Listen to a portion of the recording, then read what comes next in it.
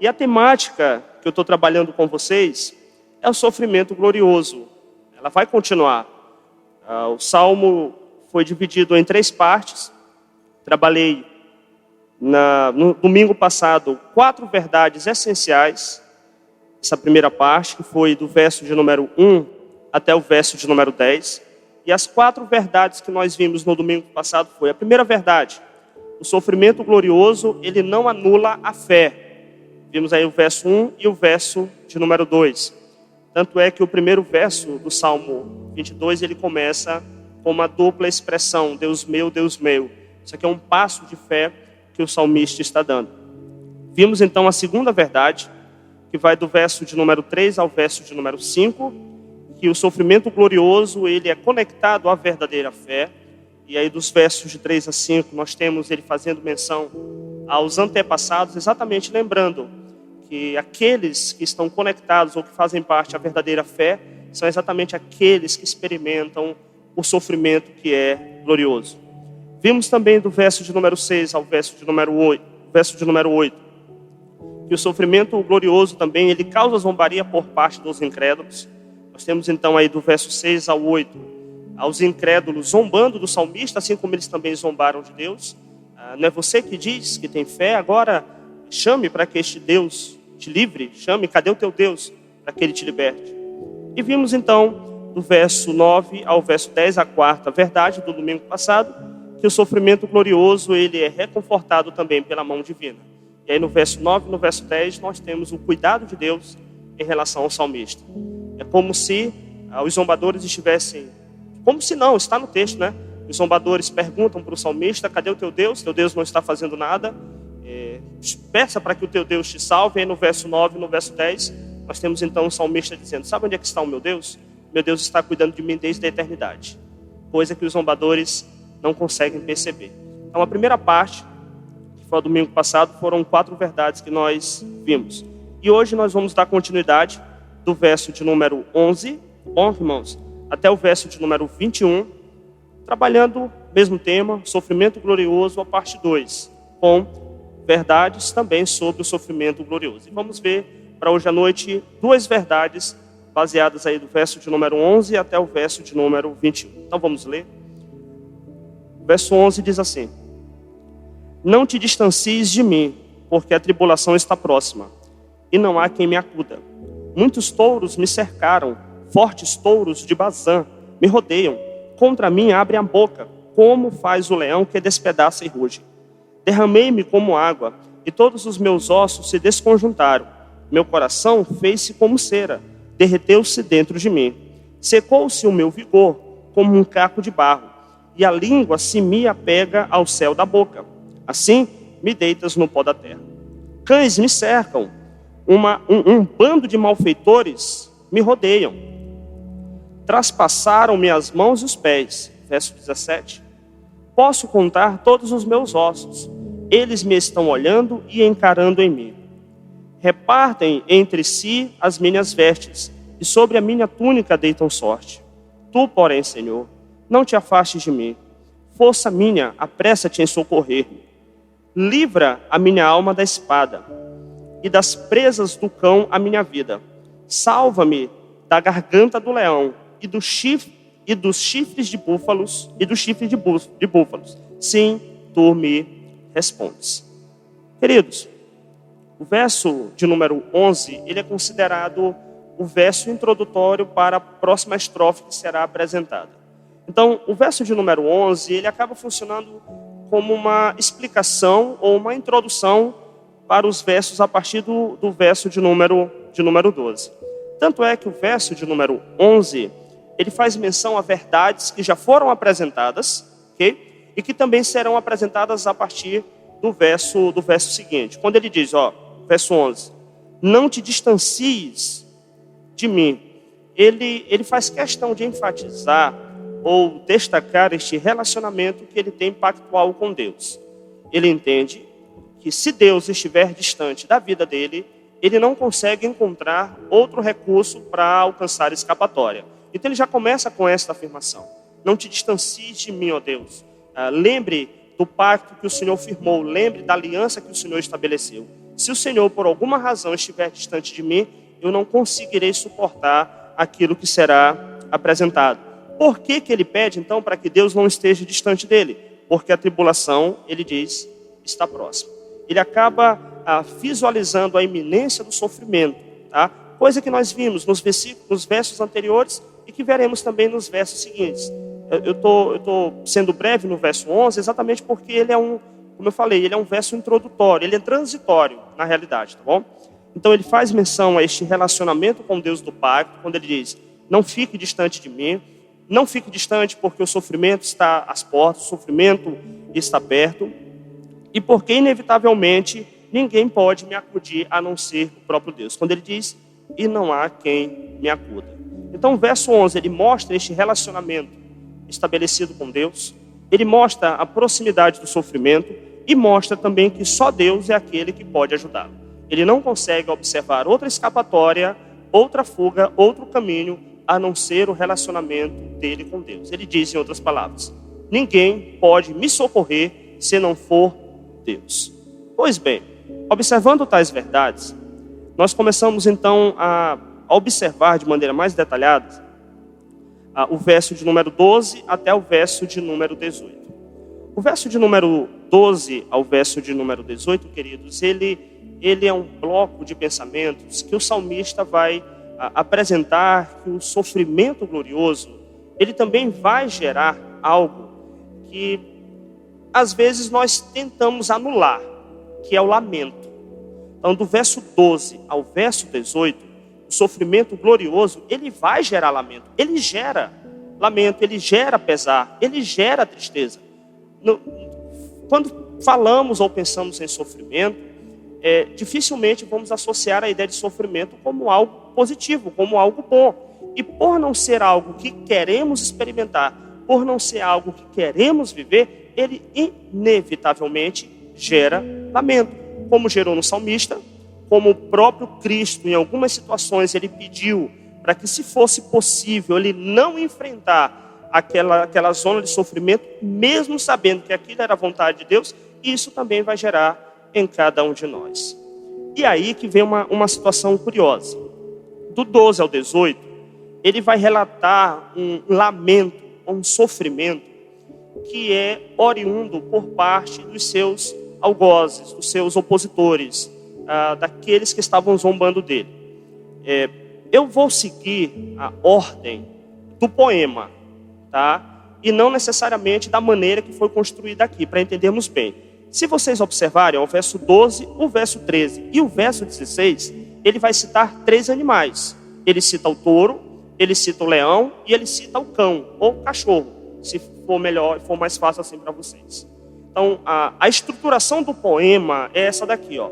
Ele mostra que o lamento é gerado por parte dos seus opositores. Aí ele usa a figura de 3 animais para relatar características desses opositores. Mas aí nos versos seguintes ele também vai relatar que este relacionamento dele com Deus gera também um lamento que é pessoal, que é o verso 14, 15, 17 e 18. Tá? Então nós vamos observar inicialmente este lamento que é gerado por parte dos opositores. Tá bom, irmãos? Então, observando aí o verso 12. O verso 12 ele diz: muitos touros me cercam, fortes touros de Bazã. Isso aqui vai depender um pouco da tradução. Tem algumas versões que tem Bazã. Tá? Isso aí vai variar um pouco as versões. Então ele diz que me rodeia. Mas vamos lá, vamos entender a figura que o salmista está fazendo. Ele lamenta porque os opositores estão zombando dele. Ele lamenta porque os opositores estão indagando: cadê o teu Deus? Será que teu Deus não pode fazer absolutamente nada? E ele vai utilizar uma linguagem que é a configuração de animais para descrever característica dos seus opositores. Por isso ele usa o touro, o leão e o cão, o cachorro, tá? Para descrever característica dos seus opositores. Este tipo de linguagem não é estranho dentro do contexto bíblico. Nós temos exatamente em alguns textos que figuras e formas de animais são utilizadas para Deus. Ora, nós temos figuras de animais que são utilizadas para o próprio Satanás, como no livro de Apocalipse. Nós temos figuras de animais que também são utilizadas para uma realidade pecaminosa, tá? E assim sucessivamente. Então isso não é estranho. Então quando ele usa tais animais, é para extrairmos as verdades daqueles animais, né? Como aqueles animais eram vistos naqueles contextos, para entendermos as características daqueles opositores do salmista. O touro, querido, o touro inevitavelmente, ele estava ligado tanto à força quanto à vitalidade. Notem que ele faz questão de nomear a localidade daqueles touros. São de Bazã. Esta região que ele cita aqui no verso, era uma região frondosa, uma região constituída de várias árvores, muita vegetação, e todos os animais que eram criados ali, eram animais extremamente nutridos e fortes. Então, quando ele cita que muitos touros me cercam, mas não é um qualquer tipo de touro, são exatamente aqueles touros daquela região. Qual a comparação que ele está querendo mencionar aqui? Ele está dizendo, olha, os meus inimigos, aqueles que me cercam, eles apresentam vitalidade, apresentam força exatamente para me atacar. É como se ele estivesse tentando nos mostrar que aqueles que se opõem ao Cristo, aqueles que se opõem ao cristianismo, eles vêm com força, eles vêm com vitalidade, eles vêm com vigor para tentar atacar exatamente tudo aquilo que é sagrado. Por isso ele usa esta expressão, muitos touros me cercam, mas não é um qualquer tipo de animal, não é um qualquer tipo de touro. São touros fortes, exatamente daquela região, que eram touros muito mais nutridos, muito mais robustos, né, com uma alimentação muito, muito maior. Então ele destaca que ele estava cercado, como ele visualizava, por inimigos poderosos e em grande quantidade. Essa é a primeira informação que ele menciona, que trazia lamento para ele. Ele diz, olha, eu olho para um lado, eu olho para o outro, eu estou cercado por opositores, eu estou cercado por pessoas que têm força, velocidade no ataque e muito vigor para tentar me atacar exatamente porque eu sigo a Deus. E aí no verso seguinte, que é o verso 13, ele usa uma outra imagem, um outro animal. Quando ele diz, contra mim abrem a boca, como faz o leão que despedaça e ruge. Agora ele vai usar a figura do leão para destacar a ferocidade e a violência dos seus inimigos. Notem que ele diz, contra mim abrem a boca. A ideia seria mais ou menos isso, contra mim eles falam. Como é que a fala dos seus opositores, ela é configurada? Ele vai dizer que é uma fala violenta, uma fala de destruição, uma fala de muita ferocidade. Ele quer realçar o caráter violento na fala contra ele dos seus inimigos. E a semelhança está no fato de usar a boca para a destruição ou a morte com violência e astúcia. O quadro em que o salmista estava, isso trazia lamento para ele. Ele olha para um lado e diz, os meus inimigos são numerosos, os meus inimigos são fortes, os meus inimigos são violentos, os meus inimigos abrem a boca para tentar me destruir, para tentar me derrubar. Só que no verso 16, nós temos uma outra imagem.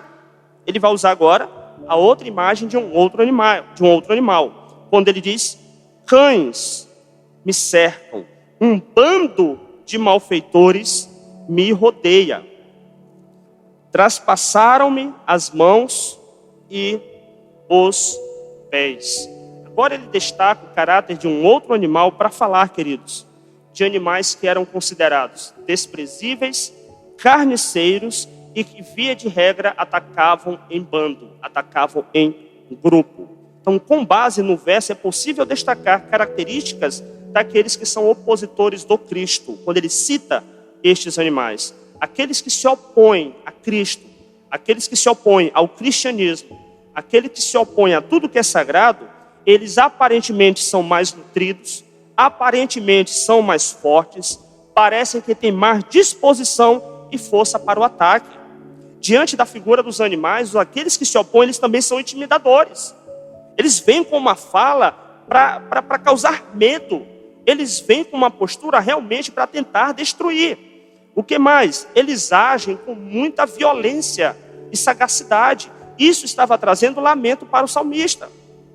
Eles usam a boca para apresentar destruição e violência. Agem, queridos, em bando.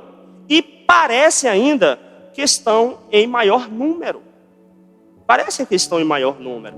Então notem que a situação que o salmista estava vivendo, ele diz: eu olho para um lado, eu olho para o outro, eu não consigo ver escapatória. Eu olho para todas as direções e o que eu vejo são opositores, porque eu sirvo a Deus, eu tento servir a Deus com fidelidade. Eles estão em maior número, aparentemente, né? Eles são mais fortes, eles são mais nutridos, eles são violentos, eles usam a boca para destruir, eles atacam em grupo, são carniceiros, aqueles que atacam exatamente os servos do Senhor. E aí, no verso 16, ele ainda diz: traspassaram-me as mãos e os pés. Como o versículo se aplica tanto a Davi quanto ao Cristo, a ideia é que aqueles cães chegavam exatamente nas extremidades do cadáver ou da pessoa que já estava moribunda para atacar as mãos e atacar os pés, comer como se estivessem se alimentando dos restos. Ele diz, fazendo uma referência a ele, mas também fazendo, consequentemente, referência ao sacrifício de Cristo, olhando para o Cristo, dizendo: os malfeitores colocaram, ou puniram e mataram o Cristo. Cristo enfrentou, queridos, pessoas assim. Davi também, e a igreja de todas as eras e de todos os tempos também. Diariamente, somos bombardeados por ataques violentos de Satanás e de seus seguidores. Eles tentam impor medo. São sorrateiros em seus ataques. Usam a estratégia de música, piada, humor, chacota, zombaria e etc. Conquistam os veículos de comunicação para zombar do nosso Deus e da nossa fé. Não podemos e nem devemos compactuar com atitudes do tipo. E acima de tudo, não devemos nos acovardar. O problema é que os ataques estão sendo feitos. Os zombadores estão se levantando em bando, em grupo, como verdadeiros carniceiros, para zombar da nossa fé, para zombar do nosso Deus. O problema é que silenciamos ou até compactuamos. Um vídeo recebido no WhatsApp e um vídeo compartilhado é compactuar com aquele erro. Recebeu? Pagou, acabou, morreu ali. Não tem por que levar adiante. Não tem por que ficar dando ibope. Não precisa, queridos. Não precisa isso não. Sabe, eles não têm temor de Deus. Não tem medo, não tem respeito pelo Deus que nós servimos. Por que que nós vamos compactuar com isso? Será que aqui alguém admitiria falar mal da sua mãe, do seu pai, dos seus filhos, e ainda ficaríamos sorrindo diante desta situação? Eu duvido muito. E por que que em algumas situações compactuamos com deboche, com zombaria em relação ao nosso Deus, em relação à nossa fé? Eles estão aqui para serem carniceiros mesmo, para serem destruidores. É uma estratégia de Satanás para trazer vergonha, ou para tentar trazer vergonha ao nosso Deus. Vão gritar mais alto, vão falar mais alto, vão tentar intimidar com um rugido forte. Mas, irmãos, quem é o leão de Judá? É Jesus Cristo. As portas do inferno não prevalecerão contra a igreja. Ainda vou usar aqui um trocadilho. E nem um tipo de porta prevalecerá contra a igreja. Se nem as portas do inferno prevalecem, nenhuma sequer. São zombadores, estão fazendo chacota, estão se juntando para tentar atacar, mas no final das contas, a vitória é do povo de Deus. Isso trazia lamento para o salmista, isso trazia tristeza para o salmista, isso trazia angústia para o salmista. Tanta angústia que isso trazia para o salmista, que ele vai externar no verso 14, 15, 17 e 18, o lamento pessoal que ele estava vivendo. Então, queridos, o sofrimento glorioso, ele traz lamento, sim, ele gera este lamento. Lamento por conta destes opositores, e isso inevitavelmente também leva a um lamento pessoal. Verso 14, 15, 17 e 18. 14 e 15 diz assim, derramei-me como água, e todos os meus ossos se desconjuntaram. Meu coração fez-se como cera, derreteu-se dentro de mim. Secou-se o meu vigor, como um caco de barro, e a língua se me apega ao céu da boca. Assim me deitarás no pó da morte. 17 e 18. Posso contar todos os meus ossos. Eles me estão olhando e encarando em mim. Repartem sobre si as minhas vestes, e sobre a minha túnica deitam sorte. Nos 4 versos que nós acabamos de ler, nós temos uma descrição do sofrimento físico e psicológico que o salmista estava vivendo por conta do terror externo destes opositores, por conta do terror externo dos sofrimentos.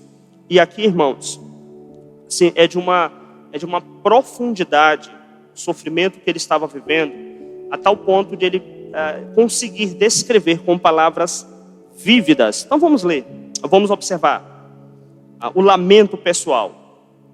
Praticamente cada frase, né, faz menção a um lamento muito pessoal. Derramei-me como água, verso 14, derramei-me como água, ou seja, prostrei-me sem nenhuma resistência. Fui ao pó, fui para o chão. A ideia de você pegar uma jarra de água e começar a derramar aquela água dentro da jarra. Ela vai encontrar o obstáculo e ali ela vai correr em qualquer direção. Não há um obstáculo, não há uma resistência. Ela é jogada, ela vai cair, ela vai despencar. O salmista usa esta imagem para dizer, olha, prostrei-me, estou no chão, fui jogado, estou angustiado, estou sofrendo, isso está me doendo. Parece que não há resistência para o sofrimento que eu estou vivendo.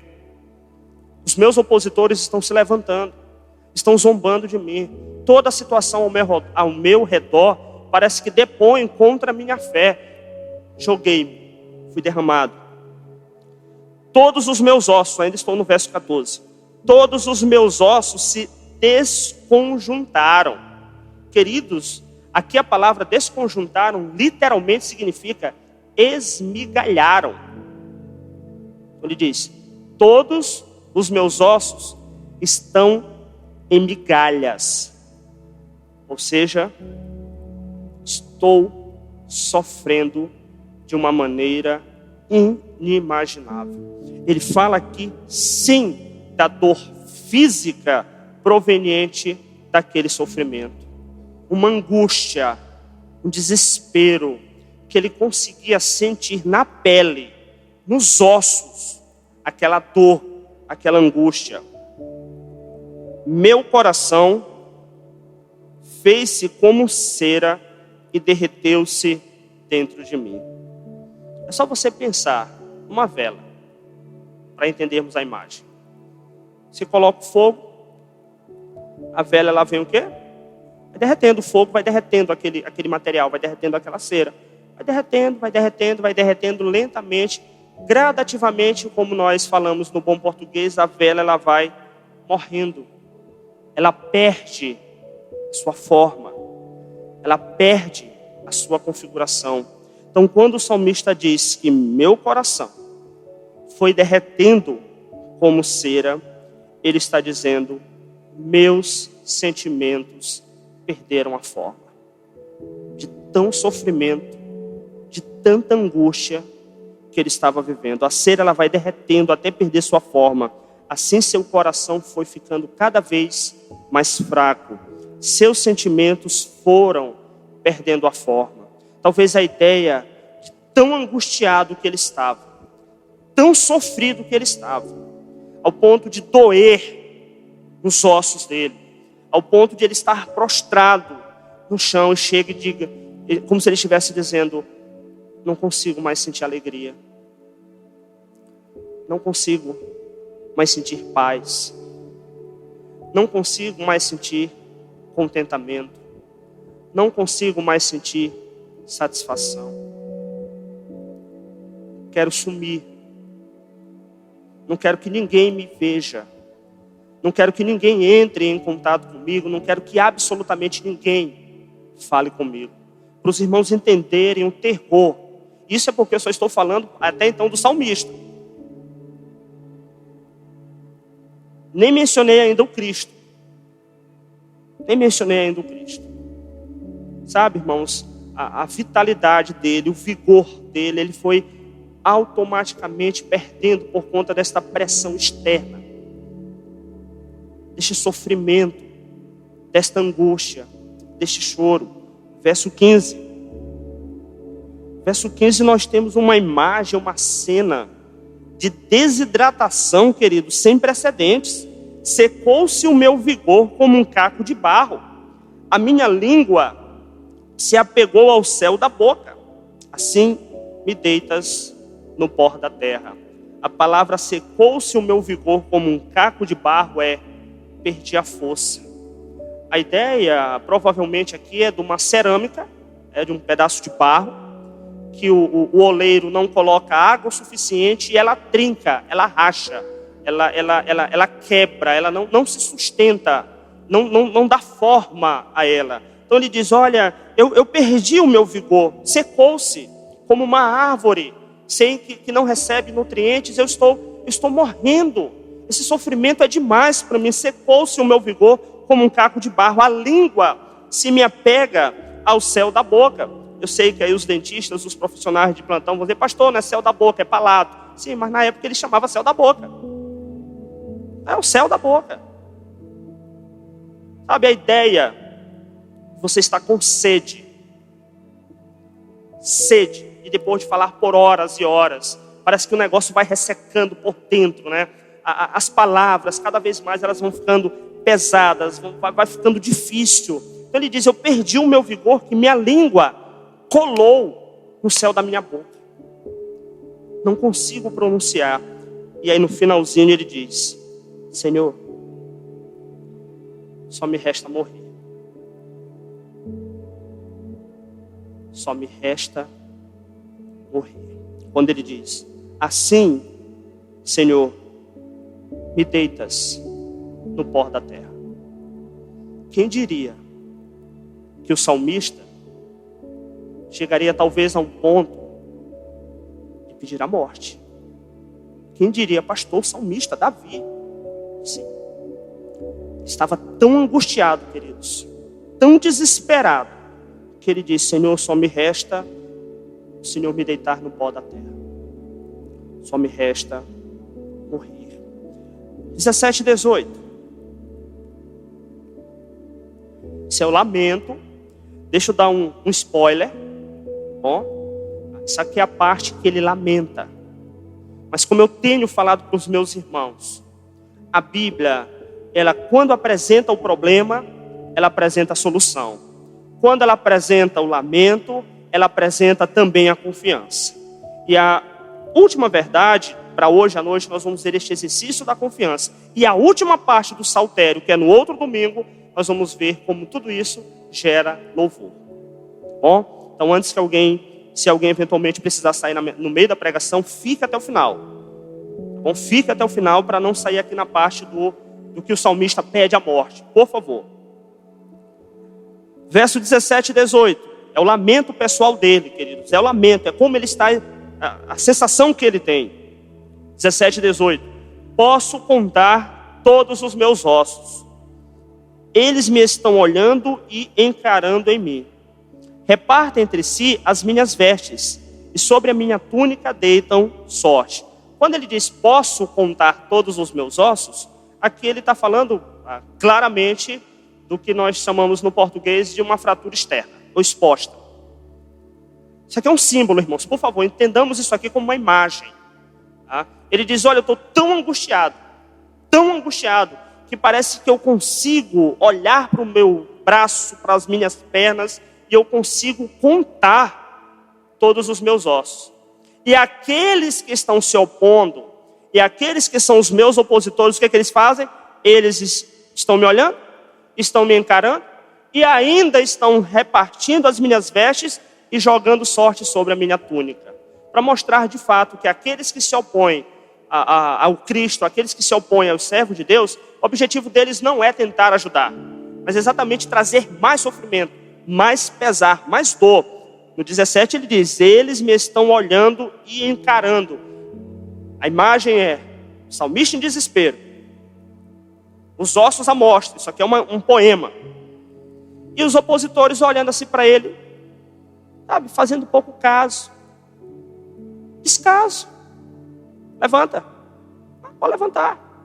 Aí ele ainda diz no verso 18: ainda para piorar a minha situação, eu prostrado, eles ainda repartem sobre si as minhas vestes, ou seja, retiram o que ainda lhe resta de alguma dignidade, suas vestes, lhe deixam unicamente com a túnica e ainda retiram a túnica dele. A túnica, queridos, certa vez eu perguntei e alguém disse: não, a túnica é aquilo que era colocado na cabeça. Não, a túnica aqui é a peça de roupa que ficava colada ao corpo. Era uma peça um pouco mais fina, que ficava colada ao corpo. Então, o corpo desnudo, aí vinha a túnica e as outras peças de roupa.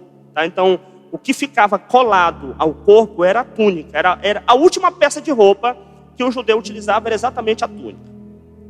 Então ele diz: eles retiram as minhas roupas e ainda retiram a minha túnica. Ou seja, jogam sorte, lançam sorte para saber quem que vai ficar com a túnica dele. Eles lançavam sorte com uma pedrinha. É o que nós hoje talvez chamaríamos de par ou ímpar, para ver quem ganhou. Então eles lançavam sorte, eles tiravam na pedra para saber quem ficaria com a última peça de roupa. Então o salmista diz: sabe o que os meus opositores eles fazem? Eu estou lá prostrado, sofrendo, angustiado. Eles vêm com violência, eles vêm com força. E ainda tentam retirar de mim o último suspiro de dignidade que eu tenho, que é deixar-me nu. Isso era uma vergonha dentro do contexto judaico. Talvez eu falando do salmista, a cena ela é terrível. Fica pensando que o salmista e como o salmista estava vivendo tudo aquilo. Mas, queridos, lembrem-se, Cristo experimentou o desespero da dor. Lembrem-se que Cristo experimentou a angústia na alma. Momento inimaginável, tortura física, exaustão, desidratação, cansaço, sensibilidade física, asfixia e por aí vai. Ele não enfrentou tudo só porque foi um bom líder, mas sim para cumprir a ordem de Deus e justificar o seu povo. A morte dele foi para conduzir os seus à vida, foi o sofrimento substitutivo, ou seja, ele pagou o preço pelo seu povo. O sofrimento que é descrito aqui, por mais angustiante que possa parecer na vida do salmista, ele foi sem medida na vida do Cristo, porque era o justo sendo zombado, o justo carregando nas costas o pecado do seu povo. Juízo e ira de Deus que era para ser derramada sobre nós, foi derramada sobre ele. Ele foi ridicularizado, ele foi cuspido, ele foi humilhado. Ele, meus irmãos, não se iludam com a configuração que o nosso Cristo ele foi crucificado com aquela fralda geriátrica. Ele não foi, irmãos, foi despido, nudez, vergonha, escândalo, horror para os judeus. Romanos não tiveram pena disso. Não tiveram. Talvez as palavras do texto descrevam também a tua realidade de angústia e sofrimento. Talvez até esteja havendo uma descrição clara da tua momentânea situação. E até achando que eu estou falando é de você. Mas não. Quem fala aqui é Deus para você. por meio da sua palavra. Sabe, queridos, o sofrimento que Cristo passou foi para pagar o preço em nosso lugar.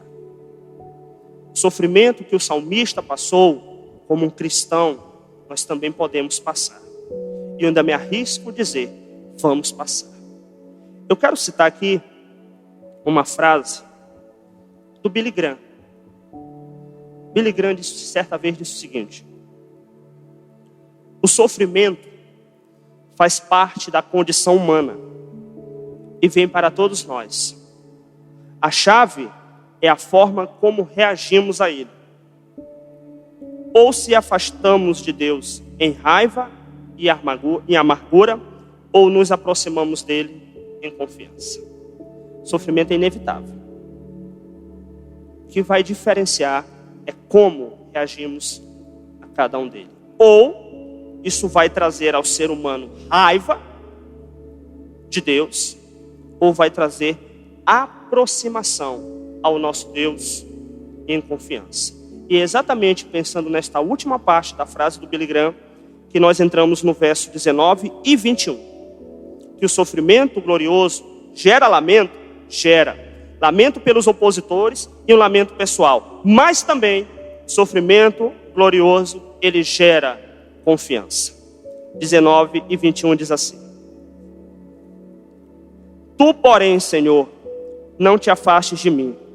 Força minha, apressa-te em socorrer-me. Livra a minha alma da espada e das presas do cão a minha vida. Salva-me da garganta do leão e dos chifres dos búfalos. Sim, tu me respondes. O verso 19, o salmista então nos mostra que a confiança, ela e só o Senhor é a fonte de socorro. O verso de número 19, ele é muito parecido com o verso 11. Tá? Ele é bem parecido com o verso 11. Tu, porém, Senhor, não te afastes de mim. Força minha, apressa-te em socorrer-me. Aí lá no verso 11 nós temos: não te distancies de mim, porque a tribulação está próxima e não há quem me acuda. Então o verso de número 19, irmãos, ele serve para mostrar que que o Deus, só o Deus, ele é a única fonte de socorro. Mais uma vez ele responde, ele repete a frase: Tu, porém, Senhor, não te afastes de mim. Ele entende claramente que não possui outro socorro a não ser o próprio Deus. Ele entende que não existe outro meio, outro local para que ele consiga correr a não ser Deus. Ele entende que o único local que ele pode encontrar o abraço de conforto, o abraço de alento, é correndo para Deus, estando perto do nosso Deus, estabelecendo este relacionamento com Deus. Ele entende, meus irmãos, que não há outro escape a não ser Deus, quando ele diz: olha, Senhor, tu, porém, não te afastes de mim, fique perto de mim, eu preciso do Senhor aqui comigo, eu preciso do Senhor me auxiliando, eu preciso do Senhor me ajudando, eu não consigo encontrar outro meio para encontrar alívio para a minha alma abatida, a não ser Deus.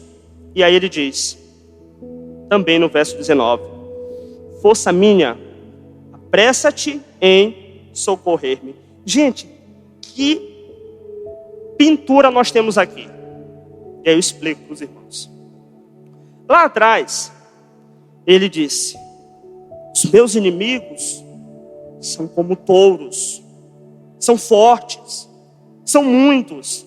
Aí agora, ele diz: a minha força não é humana. O que me dá vigor, o que me dá força, não é a junção de um grupo, mas a minha força é o Senhor. O Senhor é a minha força, exatamente contrapondo a força dos seus opositores. Enquanto os opositores do salmista, para estabelecer talvez alguma força, gritavam alto, estavam em bando, estavam em grupo, em maior número, o salmista aqui diz: não, a minha confiança está em Deus, porque o meu vigor, a minha força é Deus, e não a força humana. Não adianta. Citar uma ilustração para os irmãos é uma história. Bom, alguns botânicos estavam explorando certa região de montanhas. à procura de novas espécies de plantas. Então, alguns botânicos estavam explorando uma certa região à procura de novas espécies, quando, através de um binóculo, avistaram uma flor desconhecida. Pronto. Ok, então vamos lá. Para não repetir pela terceira vez o início da história, eles já avistaram a planta, né, a flor, estão lá. Então eles pediram para que um menino descesse pela corda. Era um espaço apertado. Um adulto não conseguiria descer. Pediram para que uma criança descesse, um menino descesse. O menino então olhou para baixo,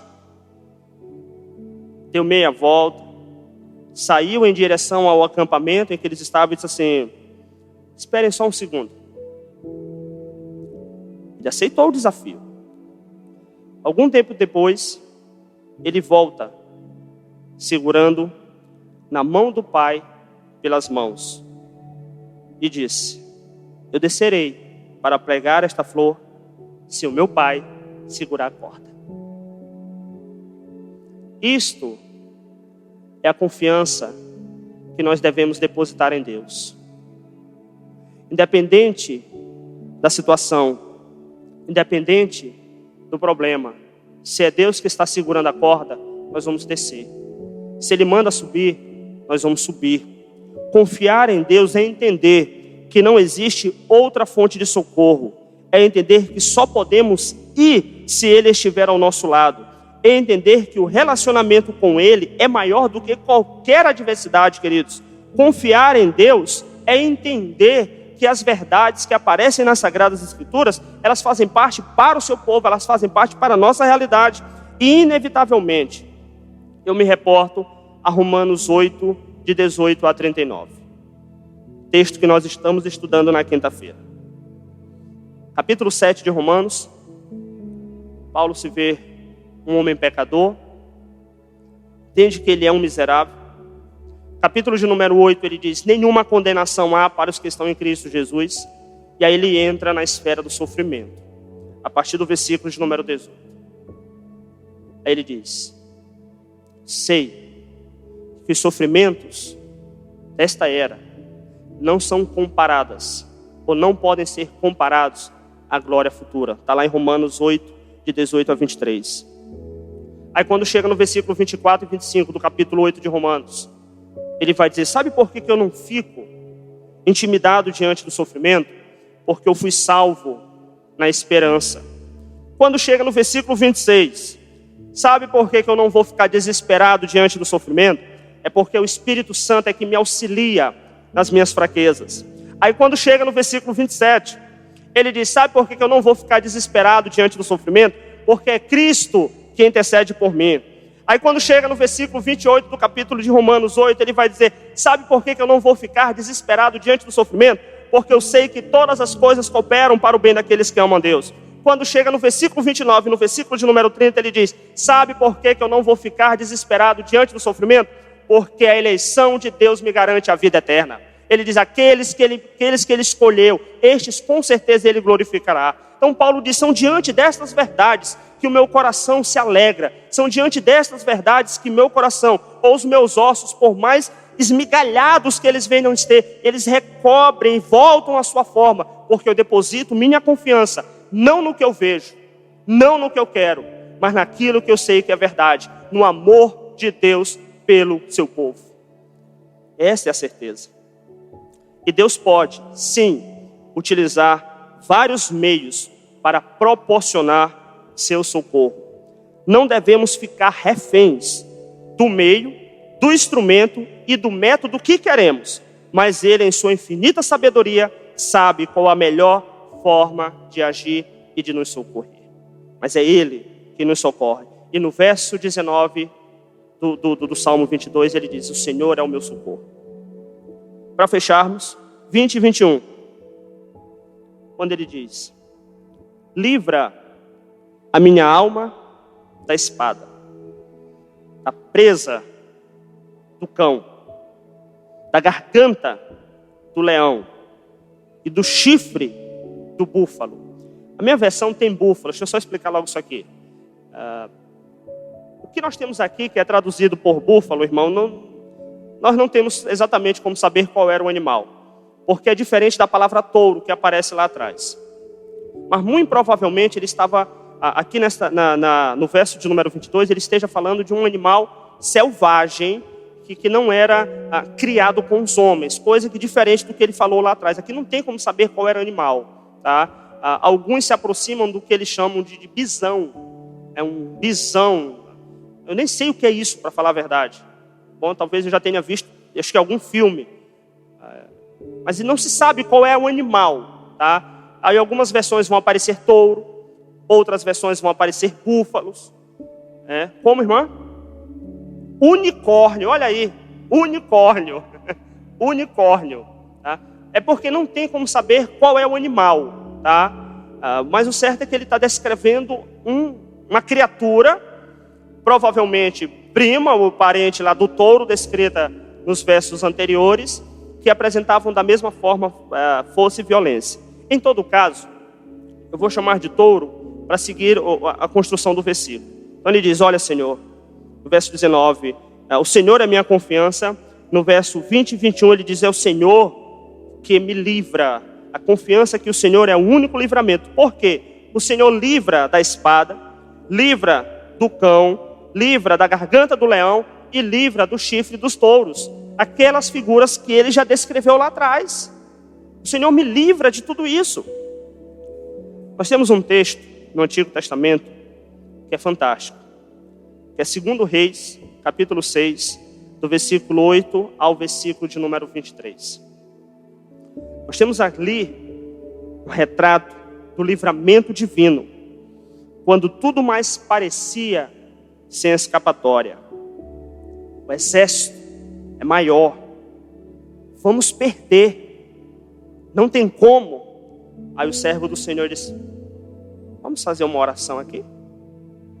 Eles oram, e aquele servo, aquele mensageiro que diz não tem escapatória, quando ele abre os olhos e vê as colinas e vê as montanhas, o que ele vê? O exército do Senhor. Aquilo que parecia impossível aos olhos humanos, Deus concedendo o livramento. Deus nos proporciona o livramento diante dos perigos do cotidiano. Mas existe um livramento, irmãos, que é sem precedentes na história. É o livramento das garras de Satanás, o livramento das portas do inferno, o livramento da condenação eterna e o livramento da ira divina. É o livramento da salvação. É o maior livramento que existe. É a salvação eterna. Não barganhemos esta dádiva maravilhosa. E assim, fechamos o nosso texto. Como eu falei, não perca próximo domingo, porque na continuação, do verso 22 ao verso 31, ele fala que o sofrimento glorioso vai gerar louvor. Sofrimento glorioso, coisas antagônicas, coisas diferentes, mas não. Sofrimento não vai anular a fé. Está conectado àqueles que realmente fazem parte da verdadeira família. O sofrimento glorioso, ele vai causar zombaria por meio dos opositores. O sofrimento glorioso, ele vai gerar o conforto do próprio Deus. O sofrimento glorioso, ele vai gerar lamento, mas o sofrimento glorioso gera confiança, e para o próximo domingo nós vamos ver que ele também gera louvor a Deus.